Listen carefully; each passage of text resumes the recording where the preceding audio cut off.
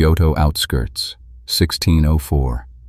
Miyamoto Musashi waits outside a rural dojo, young, capable, unproven. A public challenge stands, witnesses gathering, judgment already forming before the doors open. This moment will decide his standing, not in theory, but in front of men who will remember. His breath shortens. The weight of timing presses harder than the opponent inside. He hesitated. The code demanded decisive entry, immediate commitment. His mind searched for certainty and control instead. Strength that waits for comfort becomes weakness. There is a discipline that ends negotiation. Chapter 1. The moment weakness exposes you. The camera pulls back from the doorway. Musashi's failure was not unusual. It was precise.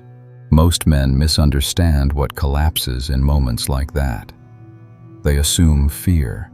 They assume lack of skill. They assume weakness of body. The Japanese had a word for what was missing. They called it fudoshin, the immovable mind. Most people think it means calm. It does not. Fudoshin is the ability to remain decisive under pressure, when the mind demands delay and the body wants relief. Without it, discipline fractures. Training turns theoretical. Strength negotiates. Musashi did not fail because he was untrained. He failed because his mind moved when it was supposed to hold. This is the moment weakness reveals itself. Not in collapse, in hesitation. To understand this, you must see how it broke him first. Chapter 2. The fracture in the dojo, early Edo period. A rural dojo on the outskirts of Kyoto, far from court favor and close to judgment. Miyamoto Musashi arrives before dawn. He is not unknown, but he is not proven. His name carries rumor, not authority. Men watch from the perimeter with the quiet interest reserved for tests that will decide something permanent. This is not a lesson. It is a reckoning. A challenge has been issued and accepted.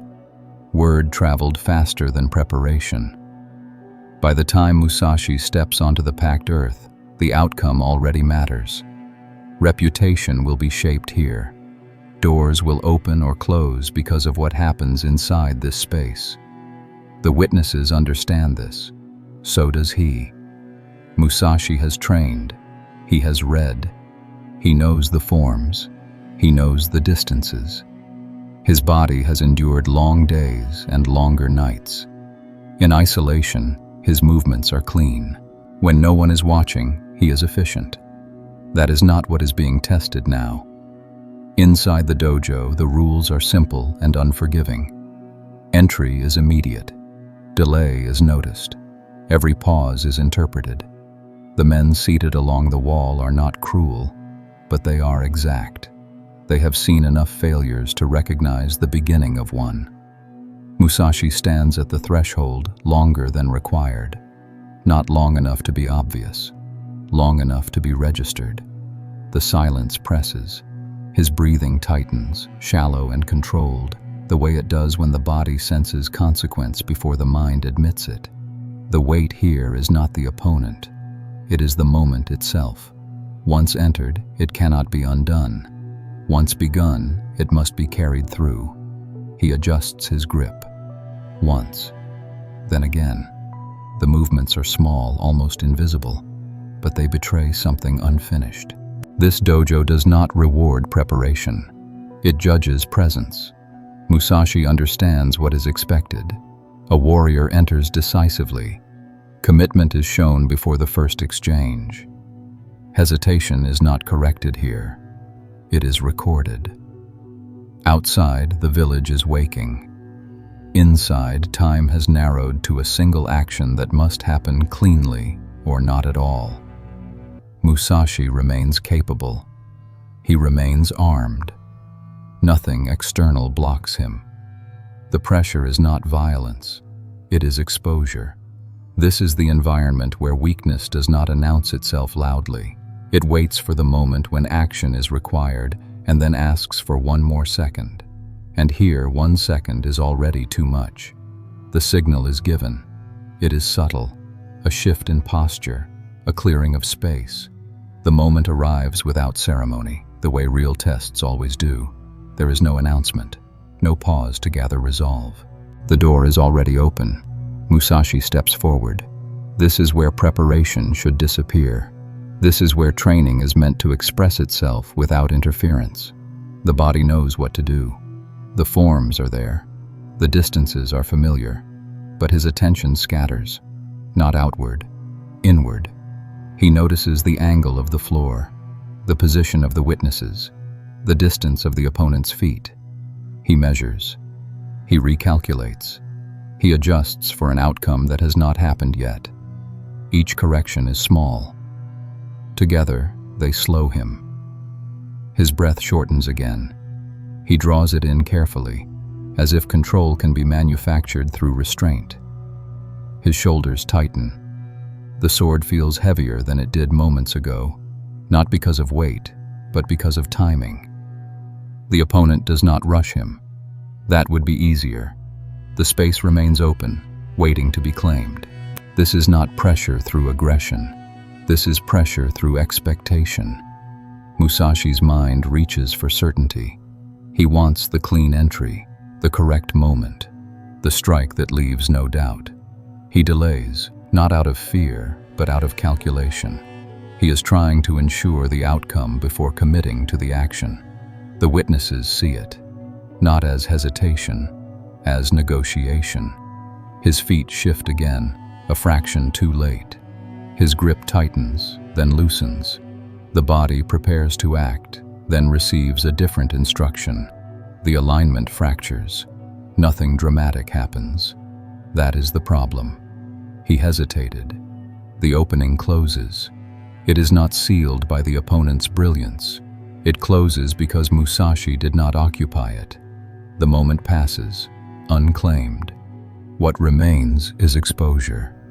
A murmur moves through the room, not loud enough to be accusation, but unmistakable in meaning. The test has already delivered its verdict. No strike is required. Musashi feels the heat in his face, the dull awareness of being seen too clearly. This is not defeat by force. It is dismissal by judgment, the kind that lingers. The exchange ends without spectacle, without injury, without honor gained. He steps back, still standing, still armed, but diminished in a way that cannot be explained away. The failure is quiet, precise, and complete. This dojo does not debate outcomes. It records them. Musashi leaves the center of the floor knowing something essential did not show up when it was called. He does not yet know what to name it.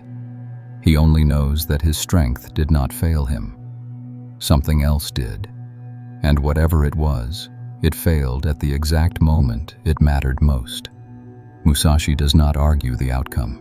There is nothing to dispute. The room has already moved on. Men shift their attention away from him with practiced efficiency, the way judgment concludes without ceremony. The space he occupied is reclaimed by silence. He gathers his things without urgency. No one stops him. No one speaks. That absence carries more weight than rebuke. In this place, correction is rare. Assessment is constant. Outside the dojo, the air feels unchanged. Morning continues. Villagers pass. The world does not register what just occurred. That makes the failure heavier, not lighter. Musashi walks the perimeter before leaving, a habit meant to settle the body after exertion. Today, it does nothing. His movements are controlled, but empty. The repetition does not restore alignment. It only reminds him that the problem was not effort. He reviews the moment without naming it. The entry, the delay, the space that waited and then disappeared. There is no clear error to correct, no form that failed, no technique to adjust. He did not swing too early or too late. He did not overextend. He did not misjudge distance. By the standards he trusts, nothing obvious went wrong. That is what unsettles him. Men who lose by force know where to begin again. They strengthen the body. They sharpen the blade. They train longer. Musashi already does these things. They did not save him. What failed did not announce itself loudly enough to be confronted. He reaches the road and stops. The dojo behind him is quiet now, its judgment complete. The witnesses will remember this outcome longer than he would like. Reputation does not require exaggeration. It only requires repetition. Musashi stands alone with the discomfort of an unanswered question. He did not lack courage. He did not lack strength. He did not lack knowledge. Yet when the moment demanded entry, something essential fractured before the body could act. This failure will follow him, not as shame, but as friction. It will appear again unless it is understood, not corrected through effort, but addressed at its source. The battle he lost was not against another man. Chapter 3. The Master's Diagnosis. The old man watched the exchange without shifting his stance. Afterward, when the floor was empty and judgment had settled, he spoke once. His voice was even, not corrective, observational. "You are fighting the wrong enemy." Musashi turned, expecting instruction. None came. "You prepared for the strike," the master continued, "but you abandoned the moment before it arrived." Silence. "You did not lack strength. You lacked alignment." The words were not accusation. They were inventory, a simple accounting of what had failed and where. The master did not gesture toward the sword or the opponent. His attention remained fixed on Musashi's posture, as if the collapse were still visible. "You moved your mind away before your body could commit." Then he stepped back, already finished. There was no reassurance, no method offered, no promise of quick repair, only a clear diagnosis and the weight of it settling where explanation usually goes. Musashi stood alone with the verdict. Understanding this would not come from thinking. It would be paid for in repetition, restraint, and time. The path forward was visible now. Walking it would cost him more than he expected. Chapter 4. The same weakness in modern clothing. Marcus prepares longer than necessary. He reads the brief again, adjusts a sentence that was already clear, reopens a document that has not changed. The meeting is in 20 minutes. His notes are complete. That does not stop his hands from moving. He tells himself he is being thorough. The call begins. His name is said. There is a pause where his voice should enter.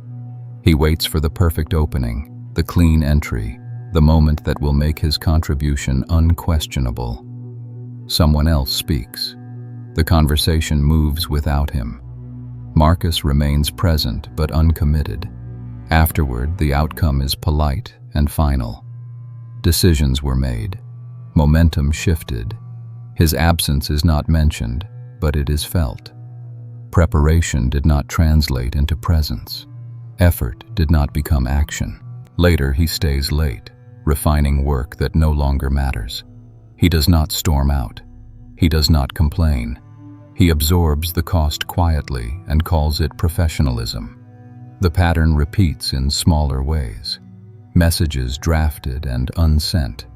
Boundaries considered but not held. Opportunities studied until they expire. Each delay feels reasonable on its own. Together, they form a record. You've lived this. You know the moment when action asks for commitment and the mind asks for certainty instead. The cost is not embarrassment. It is erosion. This is not laziness. It is not lack of ambition. It is the same fracture Musashi carried into the dojo. Strength that prepares endlessly but hesitates under exposure. The setting has changed. The consequence has not. Chapter 5. The Training Ladder. The master did not offer encouragement. He set the rule and stepped aside. For 30 days, Musashi would begin before thought could interfere. That was the rule. It was stated once. It was not explained. Each morning before light, he entered the yard alone. The sequence never changed. One stance, one form, one cut repeated until the count was met. 100 repetitions. No correction, no restarting, no refinement. If the motion felt wrong, he continued. If the timing felt off, he continued. If doubt surfaced, he continued. Nothing was added. Nothing was optimized. The master named this shugyo, austere training that strips away preference, not improvement, erosion. The purpose was not to build skill. It was to remove interference. Certain things were forbidden. No warming up beyond the first repetition. No stopping to evaluate. No adjusting grip mid-count. No watching himself from the outside. The ritual began at the same hour each day. If he arrived late, the count restarted the next morning. If he broke the rule, the count restarted immediately. There was no discussion about fairness. The structure enforced itself. The work was deliberately monotonous. Fatigue was not avoided. It was invited. When the body tired, the mind began to negotiate. That was the point. Musashi completed the first day without insight, the second without relief. By the third, his attention drifted before the count was half finished. The rule did not change. The master did not watch closely. He did not need to. The ritual was precise enough to reveal failure on its own. This training was not a test of endurance. It was a test of obedience. Once begun, it did not ask how Musashi felt. It only demanded that he continue. The ritual did not improve. It repeated. Each morning arrived with the same constraint. Same yard, same stance, same count.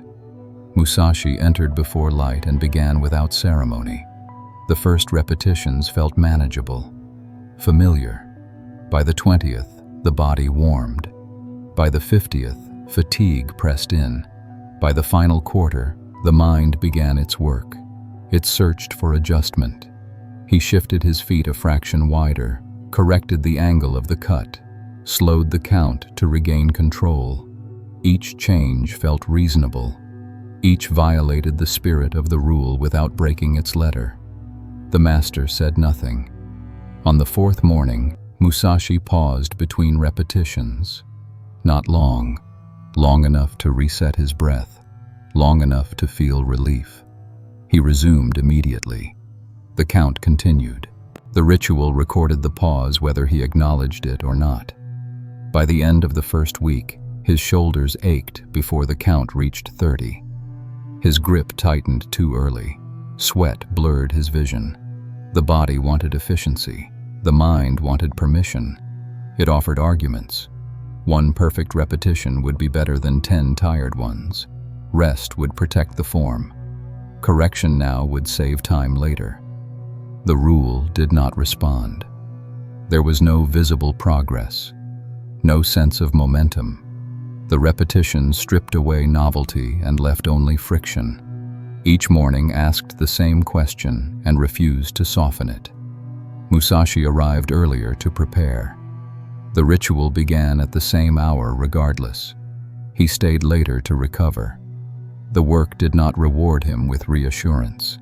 He completed the days because the structure required it, not because he wanted to. The difference mattered. By the 7th morning, his movements were still imperfect. His body still resisted. The only change was subtle and unwelcome. The arguments were quieter. They had not disappeared. They had failed to alter the count. The training did not teach him what to do. It showed him how often he tried to avoid doing it. The rule remained intact. So did the resistance. Fatigue stopped feeling temporary. By the 2nd week, it was present before the first repetition. Musashi's body no longer waited to be worked into strain. It arrived already heavy, already resistant. Sleep shortened. Appetite dulled. The ritual did not adjust. He began to lose count, not because the number changed, but because attention fractured under repetition. The form continued while the mind drifted. When awareness returned, uncertainty followed. Had he completed the sequence correctly? Had the count been honest? On the 11th morning, he stopped, only for a moment. He stepped back, reset his stance, and began again at the last number he remembered. The movement felt cleaner, more controlled. The relief was immediate. The master ended the session without comment. The next morning, the count began at 1. No anger, no explanation, no negotiation. Musashi understood the enforcement without being told. The violation was not stopping. It was choosing relief over obedience. The structure corrected it precisely. The days that followed were harder. The same ritual continued, unchanged. 100 repetitions, same hour, same sequence. Fatigue deepened into irritation.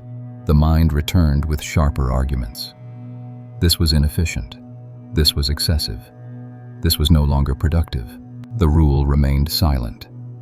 On the 15th day, his grip slipped twice near the end of the count. He felt the urge to correct. He did not. The motion stayed imperfect. The count continued. His jaw tightened. His shoulders burned. The body obeyed while the mind protested. Nothing improved. Nothing was optimized. By the 20th day, exhaustion flattened emotion. There was no anger left, only friction. The ritual stripped away his preference for control and exposed the habit beneath it. When pressure increased, he had always reached for adjustment. When uncertainty appeared, he had always delayed. Here, both impulses failed. The training did not reward endurance. It punished deviation. Musashi learned this without ceremony. The structure did not care whether he agreed. It only measured whether he complied. By the end of the 20th day, the count still reached 100, not because it felt right, because stopping no longer felt possible. The ritual continued without adjustment. Same hour, same yard, same count. The structure did not acknowledge the days already completed. It did not reward endurance with ease. Fatigue remained, but it changed shape. It no longer argued for escape as loudly. Musashi began on the 21st morning without delay, not because he felt ready, because the body moved before the mind assembled its objections. The first repetitions were still stiff. The later ones still burned. What softened was the space between intention and action. There was less preparation, no testing of grip, no searching for the ideal stance, no pause to confirm readiness. When doubt surfaced, it did not stop the motion. It accompanied it. The count advanced without commentary. Imperfect repetitions remained imperfect. They were not corrected. They were completed. The ritual did not demand precision. It demanded continuity. By the final week, the work felt stripped of drama. The movements were not sharper. They were steadier. Musashi no longer looked for the moment to begin. He was already inside it by the time awareness caught up. The master remained distant. The silence stayed intact. There was no declaration at the end of the 30th day. No marking of completion. The count reached 100 and stopped because it always stopped there. The next morning would begin the same way if required. What had changed did not announce itself. When fatigue arrived, it was met. When uncertainty appeared, it was carried through. The ritual had not given him confidence. It had removed negotiation. The training ended without ceremony, leaving behind something quieter than strength. A readiness that did not wait to be invited. Chapter 6.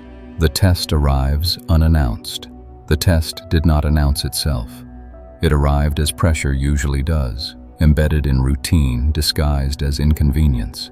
A challenge surfaced without preparation, without ceremony, without the space to rehearse. Eyes turned.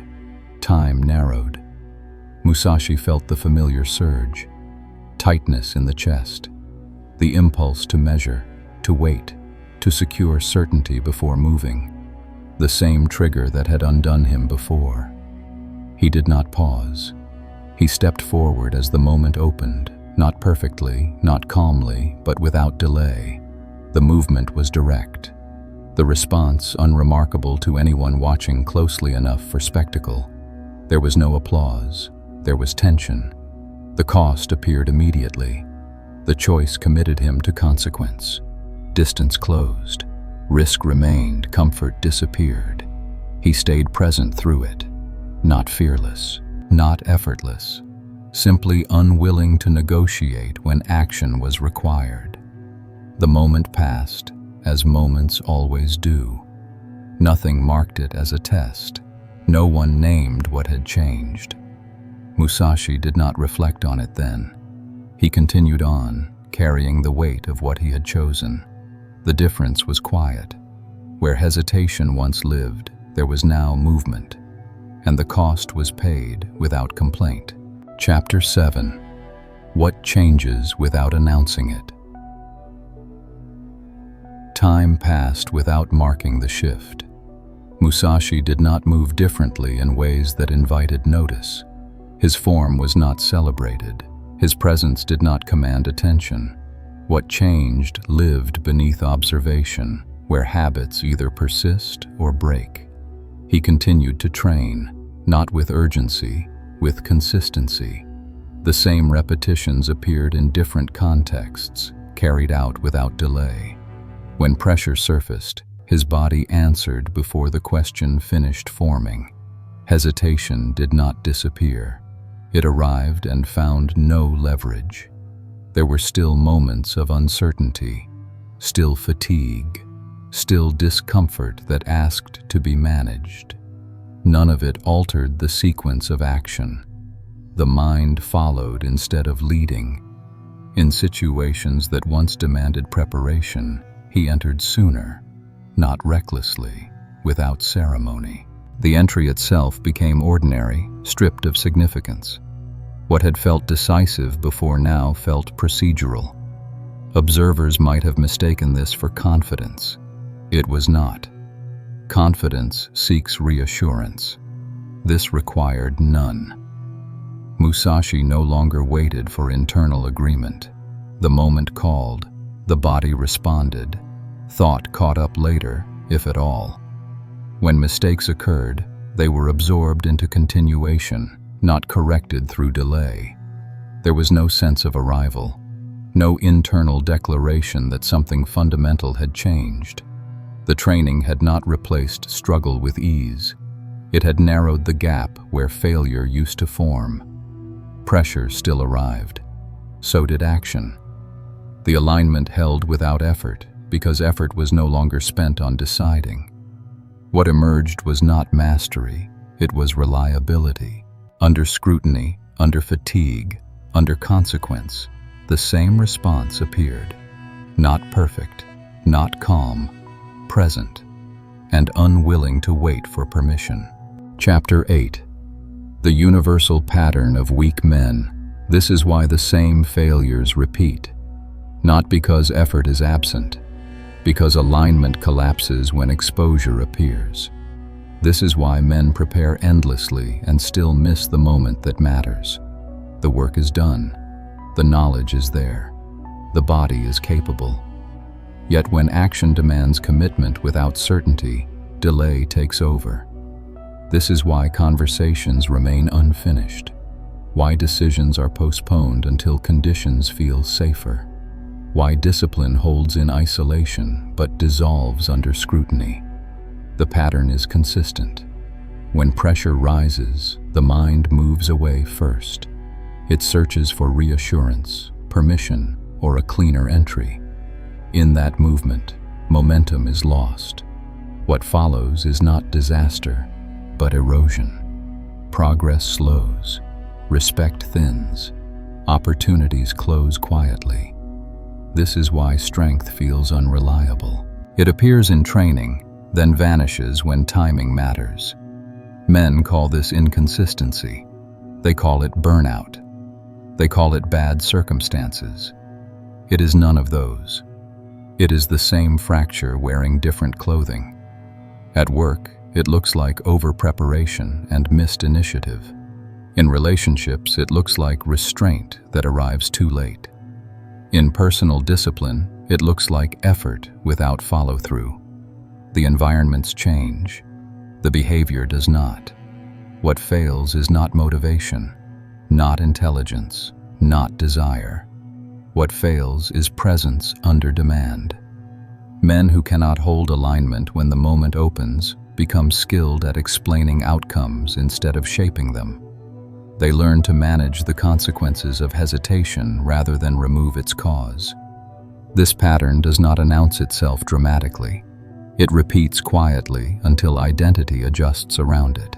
Life becomes smaller not through collapse, but through avoidance that feels reasonable. The same weakness appears everywhere it is allowed to survive. It does not respond to insight. It does not retreat from intention. It waits for pressure. And then it asks for one more second. This is the doctrine.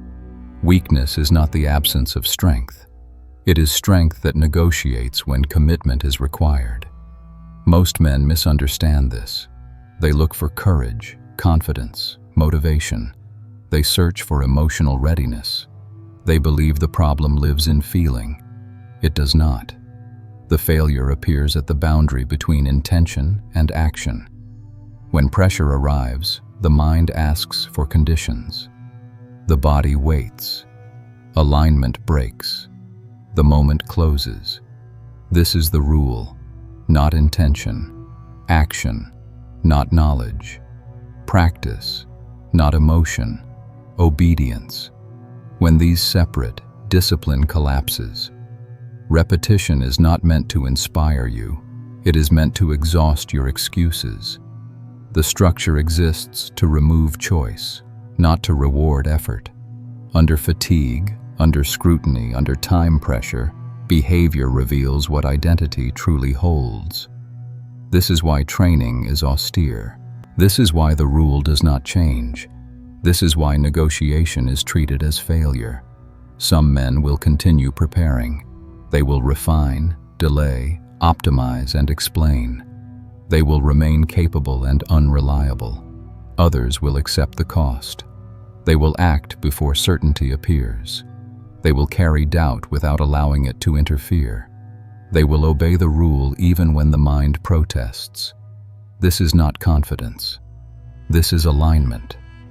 A warrior is not defined by how he feels when conditions are ideal. He is defined by what he does when the moment offers no comfort. This is the cost, and this is the path. If this discipline speaks to you, walk the path deliberately. Enter only if you are willing to train without negotiation. Weakness ends when negotiation does.